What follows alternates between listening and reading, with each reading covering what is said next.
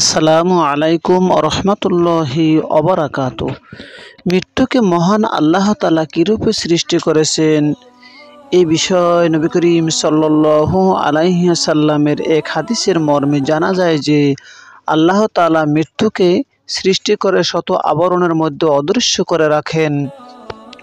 নবমণ্ডল ও ভূমণ্ডল অপেক্ষা বিরাট করে তার আকৃতি গঠন করার পর ৭০টি শিকল দ্বারা বেঁধে রাখেন। প্রতিটি শিকলের দৈর্ঘ্য প্রায় ১০০০ বছরের রাস্তার সমপরিমাণ।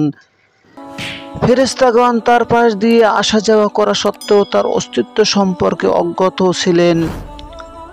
আমাদের আদি পিতা হযরত আদম আলাইহিস সালামকে সৃষ্টি করে আল্লাহ তাআলা যখন জীবন সংহার করার কাজে হযরত আজরাইল আলাইহিস সালামকে সৃষ্টি করে আল্লাহ তাআলা যখন জীবের জীবন সংহার করার কাজে হযরত আজরাইল আলাইহিস সালামকে নিযুক্ত করলেন, তখন আজরাইল আলাইহিস সালাম বললেন, হে আল্লাহ, মৃত্যু আবার কি জিনিস? আল্লাহ তাআলা তখন শত আবরণের মধ্য দিয়ে ফেরেশতাগণকে মৃত্যুর প্রতি দৃষ্টি করার নির্দেশ দিলেন। অর্থাৎ জিবরাইল আলাইহিস সালাম, মিকাইল আলাইহিস সালাম, আজরাইল আলাইহিস সালাম, ইসরাফিল আলাইহিস সালাম, এই এত বিশাল ফেরেশতা সহ সকল ফেরেশতাদেরকে বললেন। সবাই মৃত্যুকে দেখার জন্য দাঁড়ালেন।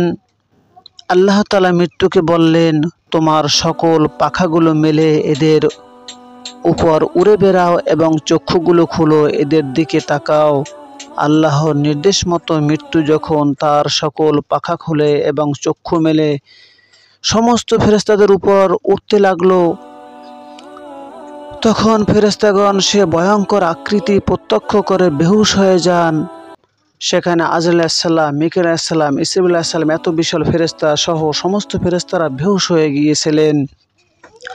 ১০০০ বছর পর চেতনা লাভ করে তারা বললেন, হে আল্লাহ, আপনি এর অপেক্ষা ভয়ঙ্কর কোনো বস্তু সৃজন করেছেন কি?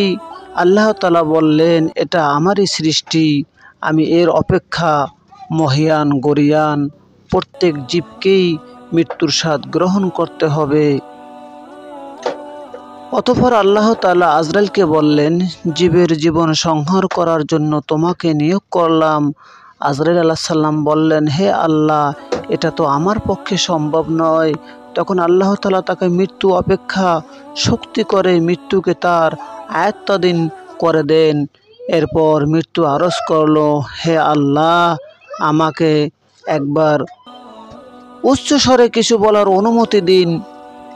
আল্লাহ তাআলা অনুমতি দিলে সে বলল, হে সৃষ্ট জীব, আমি সেই মৃত্যু। হে যুবক, হে বন্ধু বান্ধব, পিতা মাতা, ভাই বোন, স্বামী স্ত্রীর মধ্যে বিচ্ছেদ ঘটায়, ঘরবাড়ি দালান কোঠা ধ্বংসস্তূপে পরিণত করে তোমরা গগনস্পর্শী অট্টালিকায় থাকলেও আমি তোমাদের নিকট পৌঁছব। তোমাদের সবাইকে আমার স্বাদ গ্রহণ করতে হবে। মহান আল্লাহ তাআলা পৃথিবীর সকল মানুষকে হেফাজত করুন, মৃত্যুর যন্ত্রণা থেকে মুক্তি দান করুন। আল্লাহ এবং রসুলের পথে চলার তৌফিক দান করুন। পৃথিবীর সকল মানুষ সুখে থাকুক। আল্লাহ তাআলা সকল মানুষকে হেফাজত করুন। আমিন। আসসালামু আলাইকুম রহমতুল্লাহি ওয়া বারাকাতুহু।